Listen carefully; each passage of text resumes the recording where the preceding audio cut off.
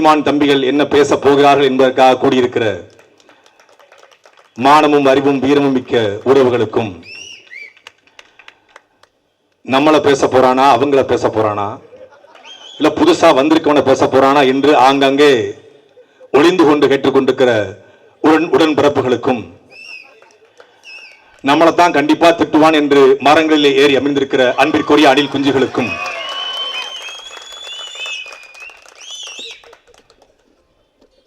அரசை பேசி அவதூறு பரப்புவான் என்று காத்துக் கொண்டிருக்கிற உளவுத்துறை சொந்தங்களுக்கும் சீமானின் தம்பியின் புரட்சிகரமான மாலை வணக்கம். வஉசியினுடைய இறுதி காலம், ஒரு நேர்மையாளன், ஒரு உண்மையாளன், ஒரு தமிழன் இந்த நிலத்திலே எப்படியெல்லாம் புறக்கணிக்கப்படுவான், எவ்வளவெல்லாம் சிரமப்படுத்தப்படுவான் என்பதற்கு வஉசி ஒரு சான்று. வெறும் 57 நாளுங்க. எதுக்கு 57 நாள் பாளையங்கோட்டை ஜெயில இருந்ததுக்கு? பாளையங்கோட்டை சிறையினிலே பாம்புகள் பள்ளிகள் நடுவினிலே அஞ்சாமல் இருந்தது யாரு? அவர்தான் கலைஞர் பாரு. 57 நாளுக்கு பாம்புக்கும் பள்ளிக்கும் பாளையங்கோட்டை ஜெயில என்ன வேலை? 57 நாள் பாளையங்கோட்டை ஜெயில இருந்ததுக்கு ஒரு பாட்டை போட்டு என் தாத்தன் பெரியப்பன் சித்தப்பன் எல்லாத்தையும் ஏமாத்தினாங்க. ஆனா கூட சொன்னாங்க 40 ஆண்டுகள் தண்டனை, 4.5 ஆண்டுகள் சிறை. எந்த சிறை? இன்னைக்கு இருக்கிற புழல் சிறை போலவோ, திருச்சி சிறை போலவோ, மத்திய சிறை போலவோ கிடையாது. கழிவறை கிடையாது, கழிவறை இல்லாத சிறை. கழிவறை போக வேண்டும் என்றால் அந்த ஒரு 10க்கு ஒரு 8க்கு 6 அறை, அந்த ஓரத்தில் ஒரு மண் சட்டி இருக்கும். அந்த மண் சட்டியில தான் மலம் கழிக்கணும். காலையில 6 மணிக்கு மரத்தை கொண்டு கொட்டிட்டு வெயில்ல அந்த சட்டியை காய வைக்கணும், திருப்பி எடுத்து உள்ள வைக்கணும். கழிவறை இல்லாத, மின் விளக்குகள் இல்லாத, மின்சாரம் இல்லாத சிறையில மாடு கூட இழுக்க திணறுகிற ஒரு செக்கை ஒரு மனுஷன் இழுத்தாண்டா நம் பாட்டன் வஉசி. மொத்தா சென்னையில் அவனுக்கு சிலை இருக்காடா? இருக்காடா?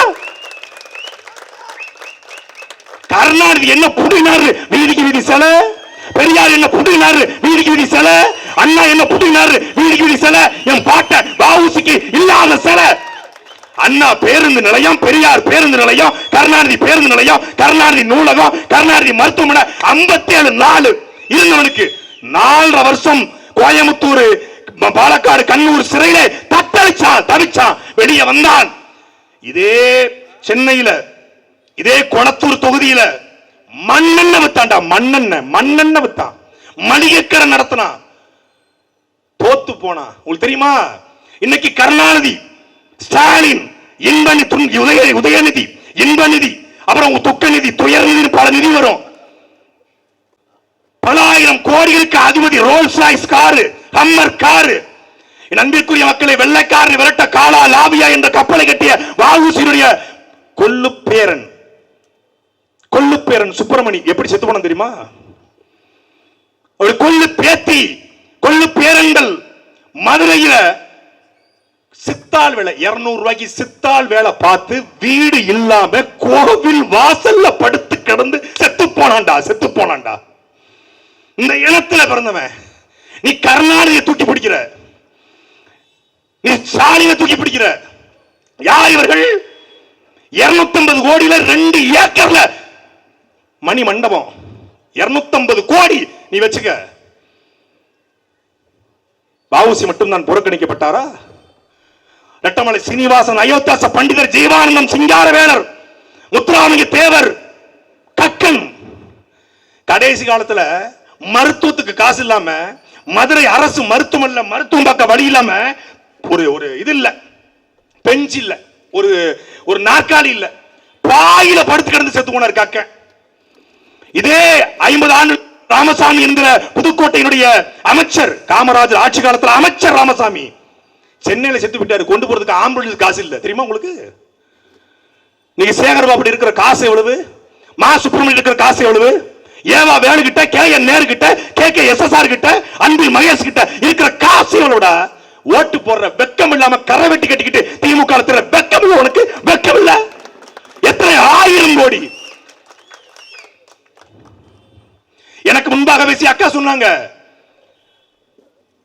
70 ஆண்டு கால திமுக 70 ஆண்டு ஆட்சியில 4,80,000 கோடி கடந்து, இந்த 4 வருஷ ஆட்சியில 4 லட்சம் கோடி கடந்து மொத்தம் 9,20,000 கோடி கடன் வாங்கி என்ன பண்ணிருக்கீங்க?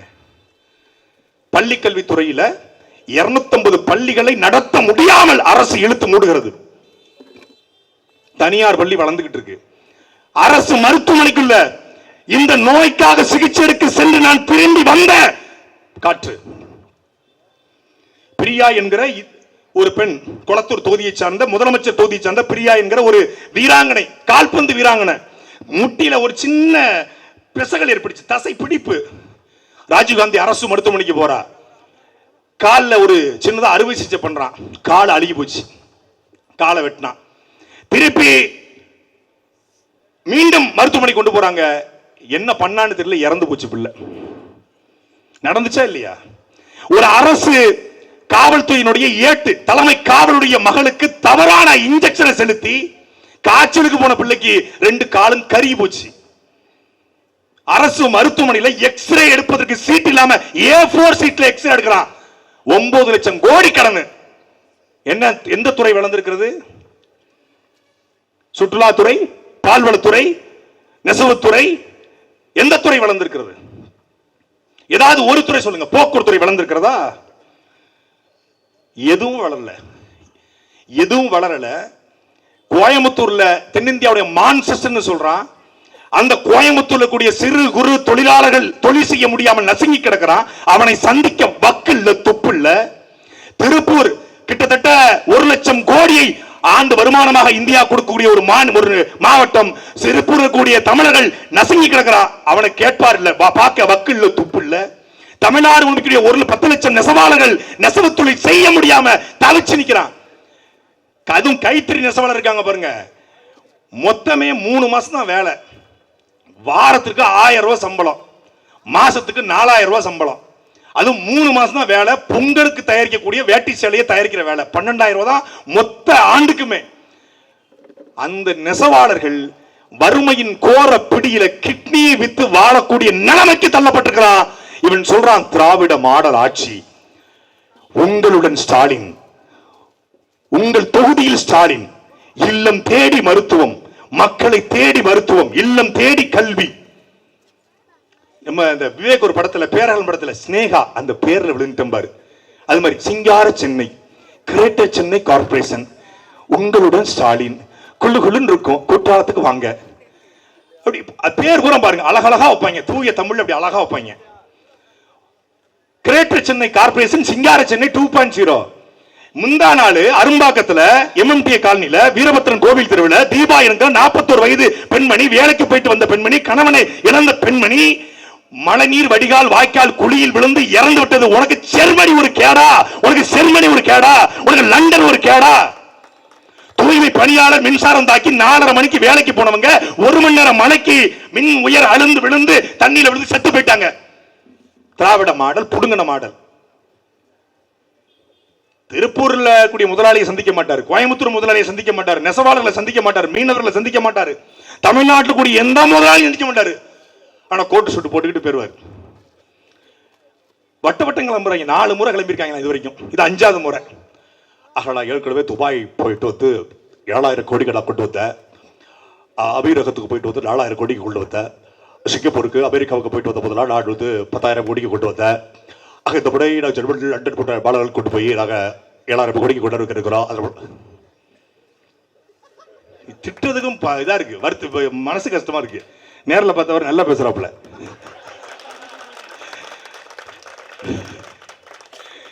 என்னையா அது? தமிழ்நாட்டில் மீன், அக்கா சொன்னாங்கல்ல, மீன் இருக்கு பாருங்க, உலகத்திலே இல்லாத மீன்கள் நம்முடைய மாநிலத்தில் மட்டும்தான் இருக்கு. வாழை மீன், வஞ்சர மீன், கெண்ட மீன், கழுத்து மீன், நண்டு, இறால்னு உலகத்தில் இல்லாத மீன்கள் இருக்கு. அந்த மீனை வைத்து பல லட்சம் கோடி வருமானத்தை ஈட்ட முடியும். அமெரிக்க நாடு சோளம், கரும்பு, பார்லி, வேற எதுவும் பெருசா உற்பத்தி பண்ண முடியாது. ஐரோப்பிய நாடுகள் ஒரு சில பழங்கள், கரும்பு, சோளம், பார்லி இதான் உற்பத்தி ஆகும். நீங்க ஆஸ்திரேலியா போனா செர்ரி பழங்கள், ஸ்ட்ராபெரி பழங்கள், இதுதான் டிராகன் ஃப்ரூட், இதான் உற்பத்தி பண்ண முடியும். அமீரகம் போனீங்கன்னா, துபாய் நாள் போனா பேரிச்சம்பழம், அதான் உற்பத்தி ஆகும். நீங்க பஞ்சாப் போனீங்கன்னா முழுக்க கோதுமை, முழுக்க நெல், அவ்வளவுதான். நீங்க ஆந்திரா போனீங்கன்னா முழுக்க மிளகா, கர்நாடகா போனீங்கன்னா முழுக்க பெங்களூர் பீச்சி கத்திரிக்காய் இந்த மரபணு மாற்றம் செய்யப்பட்ட காய்கறி மட்டும்தான். என் அன்பிற்குரிய மக்களே, உலகத்திலேயே நெல்லில் 300 வகை. சம்பா என்றால் காட்டு சம்பா, கரடி சம்பா, தங்க சம்பா, கிச்சடி சம்பா, ஆத்தூர் சம்பா என்று சம்பால மட்டும் 22 வகையான சம்பா. 300 வகை நெல்லு. பனையா, அந்த பனையிலே காட்டு பனை, கதலி பனை, நீல பனை, வலிய பனை, சன பனை, வாக பனை, திப்புளி பனை, குடலர் பனை, கிச்சிலி பனை, ஈல பனை, சீன பனை, வாகப்பனை என்று 33 வகை பனை மரங்கள் நம்ம கிட்ட இருக்கு. தங்கம் இருக்கிறது, நிலக்கரி இருக்கிறது, தேவைக்கு அதிகமாக பெட்ரோலியம் இருக்கிறது, எரிவாயு இருக்கிறது. என்ன இல்ல, 800 கிலோமீட்டர் கடற்கரை சாலை இருக்கிறது. கிட்டத்தட்ட 354 கிலோமீட்டர் கிழக்கு மேற்கு கடற்கரை மேற்கு தொடர்ச்சி மலை இருக்கிறது. என்ன இல்ல நம்ம கிட்ட? மாம்பழம் விளையாதா? விளையும். கரும்பு விளையாதா? விளையும். உருளைக்கிழங்கு விளையாதா? விளையும். ஆப்பிள் விளையாதா? விளையும். ஸ்ட்ராபெரி விளையாதா? விளையும். கேரட் விளையாதா? விளையும். பீட்ரூட் விளையாதா? விளையும். பீன்ஸ், கத்திரிக்காய், மாங்காய், தேங்காய், உப்பு என்று உலகத்தில் எந்தெந்த நாடுகளில் என்னென்ன இருக்கிறதோ அது எல்லாம் விளைகிற ஒரே மாநிலம் நம் தாய் மாநிலம் தமிழ்நாடு மட்டும்தான். ஆற்றல் மிகுந்த இளைஞர்கள் இல்லையா இருக்கிறான்? அறிவிச்சிருந்த ஆற்றல் மிகுந்த இளைஞர் இருக்கிறான். உழைப்பை கொட்டி கொடுக்கக்கூடிய ஆகச்சிறந்த இளைஞர் இருக்கிறான். வேற என்ன இல்லை உன்ட்ட?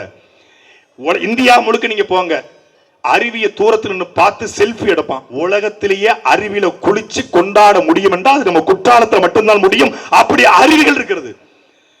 காஷ்மீர் கடுமையான பனிப்பொழிவு, போக முடியாது, ரசிக்கலாம்.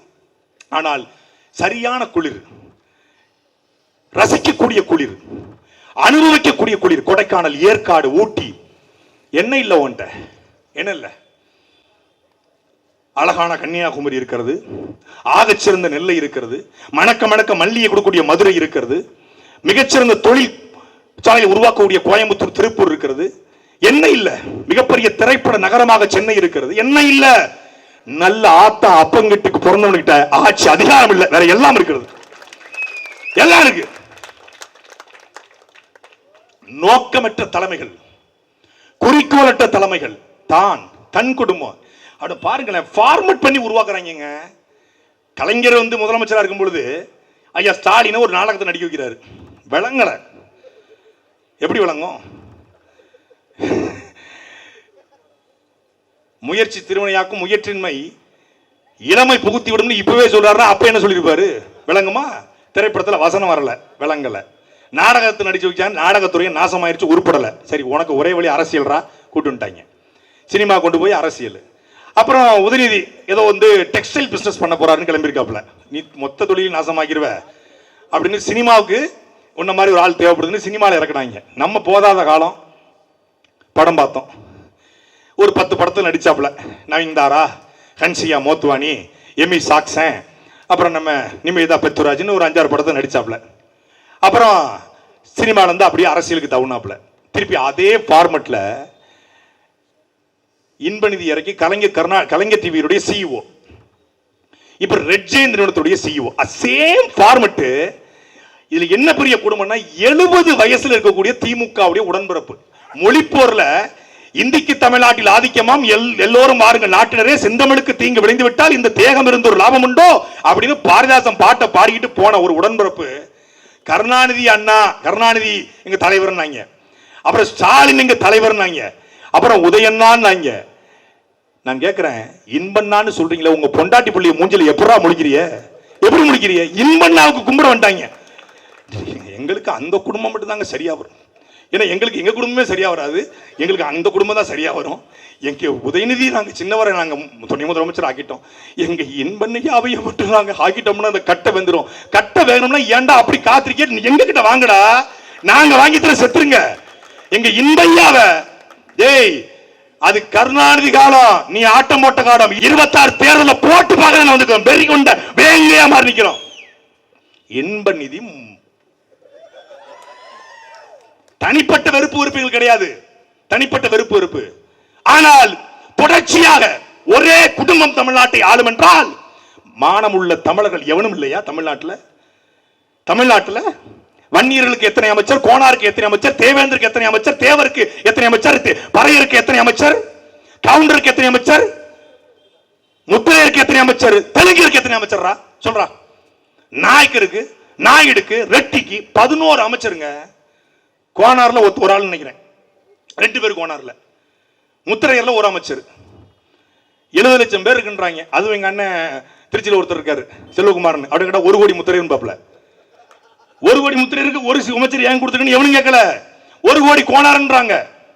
தென் மாவட்டத்தில் போனா தேவர் மரபர்ல 1 கோடி, கல்லர்ல 1 கோடி, அகமுடையார்ல 1 கோடி, பிள்ளமார் 1 கோடி, அப்புறம் இங்க ஆதி தமிழ் கொடி அது 2 கோடி இருக்கு. பறையர் தேவேந்திரர் 1 கோடி, தேவேந்திர குலம், இதெல்லாம் சேர்த்தா மொத்தம் 25 கோடி வருது. 25 கோடி இருக்குன்றான். மொத்தமே 8 கோடி தான் மக்கள் தொகை. அதனாலதான் ஜாதிவாரி கணக்கெடுப்பு கேட்கிறோம். 25 கோடி இருக்குன்றான். ஆனா 11 அமைச்சர் தெலுங்குகள் கொடுத்துருக்கான். ஒருத்தம் பேசல, ஒருத்தம் கேட்கல. முதலமைச்சர் சுத்தி இருக்கிறது யார் முடிவெடுப்பது? சென்னை மாநகராட்சிக்கு பிரச்சனை யார் வரணும்? ஒண்ணு நகராட்சித்துறை அமைச்சர் மரியாதைக்குரிய ஐயா KN நேரு வந்து கேட்கணும், ஐயா கேட்கணும். இல்ல கமிஷனர் சென்னை மாநகர ஆணையர் கேட்கணும். இல்ல சென்னை மாநகரத்துடைய வணக்கத்திற்குரிய மேயர் அம்மையார் பிரியா அவர்கள் கேட்கணும். கேட்க மாட்டாங்க. இவர் வந்துருவாரு. பேச்சுவார்த்தை நடந்துகிட்டு இருக்கு. உனக்கு அங்க என்ன வேலை? உனக்கு அங்க வேணா வேலை? வட சென்னையினுடைய ரவுடி, ஜெய் ரவுடி, முன்னாள் ரவுடி, அல்ல எக்ஸ்பீரி ரவுடி, அது எக்ஸ்பீரியன் ரவுடி. அதெல்லாம் அவர் வந்து மாநகராட்சி தூய்மை பணியாளர் மிரட்டுறது. நீங்க போராட்டம் பண்ணி நடந்துருவீங்களா? தூய்மை பணியாளர்களை அடிச்சு துன்புறுத்தி பெண்களுடைய மாறை பிடிச்சு இழுத்து கசக்கி போராடிய வழக்கறிஞர்களை அசிங்கப்படுத்தி அவமானப்படுத்தி கொச்சைப்படுத்தி 13 நாட்கள் போராடியவர்களை தேன்மொழி என்கிற ஒரு திமுகவுடைய மகளிரணி தலைவியை வச்சு வழக்கு போட வச்சு பனகல் மாளிகையில் இவங்க போராடுவது பொதுமக்களுக்கு இடையூறு என்று பேச வைத்து நீதிமன்றத்தில் தீர்ப்பை வாங்கி இரவோடு இரவாக ஆகஸ்ட் 14ஆம் தேதி விடிந்தால் சுதந்திர தினம், கோட்டையிலே கொடியேற்ற வேண்டும், சுதந்திரம் கிடைத்துவிட்டது என்று அன்றைக்கு சுதந்திரத்திற்காக தங்களுடைய வயிற்று பசிக்காக தங்களுடைய வேலைக்காக தனியார் நிறுவனத்திற்கு கொடுக்காதே என்று போராடிய தூய்மை பணி அடிச்சு துன்புறுத்தி தூக்கி போட்டான். களத்தில் 3 முறை போய் நின்று அவர்களோடு உட்கார்ந்த ஒரே தலைவன் எங்களுடைய அண்ணன் செந்தமிழன் சீமான் மட்டும்தான். ஆனா அவர் மேலதான் இதே தூய்மை பணியாளரை வச்சு SC/ST ஆக்ட் கொடுத்தாங்க. அவர் மேலதான், அவர் தான் வன்கொடுமை வழக்கு அவர் மேல போட்டாங்க. ஆனால் அந்த மக்களுக்கு தெரியும், அந்த மக்களுக்கு தெரியும் யார் நமக்கானவன், யார் கார்ப்பரேட் முதலாளிகளுக்கானவன் என்று அவர்களுக்கு தெரியும். 4 ஆண்டுகள் ஆட்சியில் அமெரிக்கா, சிங்கப்பூர், ஜப்பான், அமீரகம், இப்பொழுது ஜெர்மனி என்று போகிறார் ஐயா. எதை கொண்டு வர? தனியார் முதலாளிகளை கொண்டு வர. இந்த தனியார் முதலாளிகள் தமிழ்நாட்டுக்கு வருவதனால் யாருக்கு லாபம்? அந்த தனியார் முதலாளிக்கு லாபம். மக்களுக்கு இப்ப ஜெர்மனில கூடிய ஒரு கம்பெனிங்க, ஒரு கம்பெனி நார்த் பிரைம்ஸ் அப்படின்னு ஒரு கம்பெனி, அந்த கம்பெனில ஐயா அக்ரிமெண்ட் போட்டிருக்காங்க. இந்த நார்த் பிரைம்ஸ் கம்பெனி தமிழ்நாட்டுக்கு வருவதனால தமிழர்களுக்கும் தமிழ்நாட்டுக்கும் ஏதாவது வளர்ச்சி இருக்கிறதா? அவர்கள் உழைப்பது, திமுக உழைப்பது, இந்த திராவிட கட்சிகள் உழைப்பது தனியார் முதலாளிகளை வளமோடு வாழ வைக்க, அவர்களுக்கு கமிஷன் வாங்க. ஆனால் உங்கள் பிள்ளைகள் நாங்கள் உழைக்க விரும்புவது, நாங்கள் பேசுகிற அரசியல் என்பது நிலமும் வளமும் சார்ந்த தொழிற்சாலை உருவாக்கி தமிழ் முதலாளிகளை, தமிழ் தேசிய முதலாளிகளை உருவாக்கக்கூடிய கனவு திட்டத்தை உருவாக்குது எங்களுடைய குறிக்கோள். அவ நீங்க வந்தா கார்ப்பரேட் கம்பெனி இருக்காதா? ஒரு கம்பெனி இருக்காது. அவனே கடை சாத்திட்டு போயிருவான். எப்படி நோக்கியா போனானோ அப்படி அவனே மூடிட்டு போயிருவான். பாக்ஸ்கான் அவனே முடிட்டு போவான். அவனுக்கு தெரியாது சீமான் கட்சி ஆட்சியில வேலை நடக்காது. இது எப்படி தெரியுமில்ல? இவங்க என்னங்க போய் தமிழர்களுக்கு நாங்க வேலை கொடுக்கணும் அப்படிங்கிறதுக்காக ஐயாவுக்கு நேர்த்தி கிடதான். அங்க போய் என்ன சொல்றாரு? தமிழ்நாடு அமைதியான மாநிலம், நிறைய இளைஞர்கள் இருக்காங்க, நிறைய தண்ணி இருக்கு, நல்ல காத்து இருக்கு. இப்ப இந்த ரியல் எஸ்டேட் புரோக்கர்லாம் இது வந்து கிளாம்பாக்கம், இங்கிருந்து 10 கிலோமீட்டர் புதிய விமான நிலையம் வரப்போகிற இந்த பரந்தூர் அப்படின்னு சொல்லுவான். 50 கிலோமீட்டர் வராது, 50 கிலோமீட்டர். ஏற்கனவே இருக்கிற ஏர்போர்ட் 15 கிலோமீட்டர். இங்கிருந்து தேசிய நெடுஞ்சாலை 5 கிலோமீட்டர். கதவை திறந்தால் குழுகுழுவென்று காட்டு வரும். 4 அடியில தண்ணி வருமா? கடைசியில் பார்த்தா அது மழை வந்தாதான் தண்ணி வரும். 4 அடி தண்ணி வீட்டுக்குள்ள வரும், 4 தண்ணி வரும் அப்படின்னு விளம்பரப்படுத்துவது போல அவனுக்கு பேர் என்ன? Real estate broker. Real estate broker. தண்ணி வரும், பக்கத்துல மருத்துவமனை இருக்கு, பக்கத்துல பள்ளிக்கூடம் இருக்கு, பக்கத்துல சூப்பர் மார்க்கெட் இருக்கு, பக்கத்துல VR மால் இருக்கு, பக்கத்துல வந்து ஸ்கை வாக் இருக்கு, பக்கத்துல தியேட்டர் இருக்கு, பக்கத்துல அருமையான ஒரு குழுன்னு பாண்டிச்சேரிக்கு இங்கிருந்து பறந்து போயிடலாம், இங்கிருந்து விழுப்புரத்துக்கு ஏறி போயிடலாம் அப்படின்னு பேசக்கூடியவனுக்கு பெயரு ரியல் எஸ்டேட் புரோக்கர். ஜெர்மனுக்கு போய் நல்ல இடம் இருக்கு, நல்ல இளைஞர் இருக்காங்க, நல்ல காத்து இருக்கு, நல்ல தண்ணி இருக்கு, வாங்க வாங்க வாங்க கடையை விரிங்கன்னு சொல்றவனுக்கு பேர் என்னது? எவனோ சதி பண்ணிட்டான், தமிழ்நாட்டு புரோக்கர். அதான் அண்ணன் சொன்னாங்க, முதலமைச்சர் என்பவர் உள்ளூர் புரோக்கர், பிரதமர் என்பவர் இன்டர்நேஷனல் புரோக்கர். நாங்கள் புரோக்கர்களை ஒழித்துவிட்டு தமிழ் தேசிய அரசியலை படைக்க, தற்சார்பு பொருளாதார கொள்கையை படைக்க வந்த உங்கள் பிள்ளைகள் நாங்க.